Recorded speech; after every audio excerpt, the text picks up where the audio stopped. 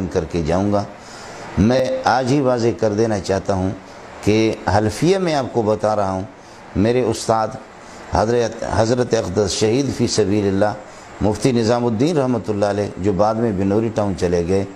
آپ بنوری ٹاؤن میں جب مدرس تھے، میری آمد رفت رہتی تھی آپ کے پاس۔ حضرت اقدس نے حضرت پیر عزیز الرحمن رحمۃ اللہ علیہ کو ایک خط لکھا، اور اس خط میں لکھا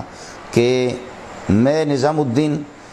علماء سے اور بزرگوں سے اور اکابرین سے ملتا رہتا ہوں، لیکن میرا دل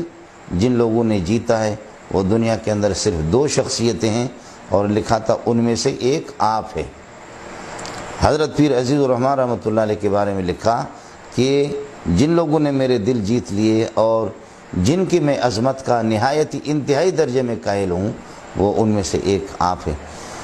مفتی صاحب کے اس تحریر کے بعد میں حضرت اقدس کے پہلے بھی آپ کی عظمت، آپ کی تقوی اور طہارت کا قائل ہی تھا، لیکن مفتی صاحب کے اس تحریر کے بعد تو کوئی سوچ بھی نہیں سکتا، اور ایسا نالائق شاگرد کہ اس کا استاد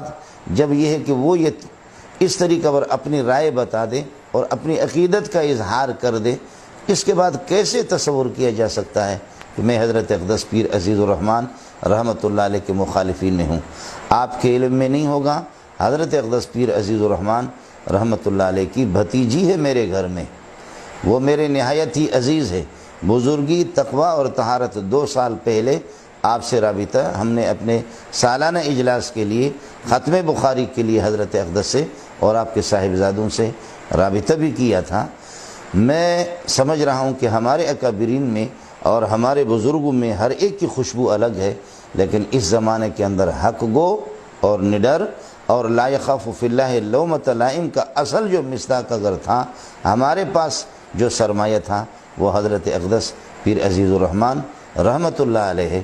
حضرت اقدس کے خلاف میں کیسے؟ خدا ان حضرات کو ہدایت دے دے جو اس قسم کی، اگر مجھے معلوم نہیں ہے کہ جو یہ حرکتیں کر رہے وہ مسلمان ہیں یا یہ ہے کہ ان کا لمبا چوڑا سینہ وہ ایمان کے سرمایہ سے خالی ہے، اس کا مجھے علم نہیں ہے، لیکن نیٹ پر مجھے برادر مکرم مولانا وحید اللہ دامت برکاتہ العالیہ اور مولانا خلیل الرحمن صاحب اور دیگر مولانا آیت الرحمن صاحب، ان حضرات نے مجھے اطلاع دی کہ فیس بک پہ اور نیٹ پہ سوشل میڈیا میں کچھ عناصر اس قسم کی شر پسند جو کوشش کر رہے ہیں اور عوام کو، خلق خدا کو، مسلمانوں کو اور حضرت اقدس کے عقیدت مندوں کو یہ تاثر دینے کی کوشش کر رہے ہیں کہ مولوی منظور حضرت اقدس کے پیچھے پڑا ہوا۔ میں نے آپ کو بتا دیا کہ میں صرف یہ 1-2 سال کی بات نہیں ہے، ایک قدیم زمانے سے حضرت اقدس کے عقیدت مندوں میں ہوں، اور مفتی صاحب کی اس تحریر کے بعد جو انہوں نے لکھا حضرت کے جامع میں گیا ہوں، اور میرے لیے شاید تا موت جب تک میں یہ کہ زندہ ہوں اور آخری دم تک میں حضرت کے اس احسان کو بھی بھولوں گا نہیں۔ آپ کی جامع میں جس طریقہ پر مجھے ان کی اولاد نے عزت دی، میری حاضری ہوئی، وہاں حضرت اقدس موجود نہیں تھے، اور حضرت اقدس شیخ الحدیث مولانا زکریا رحمۃ اللہ علیہ،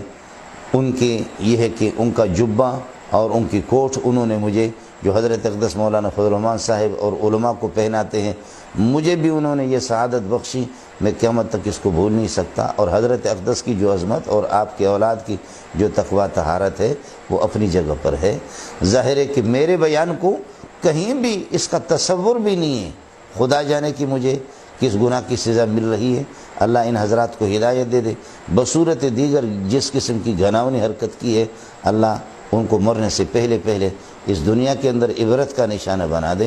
حضرت اقدس کے بارے میں ان کے وصال کے بعد،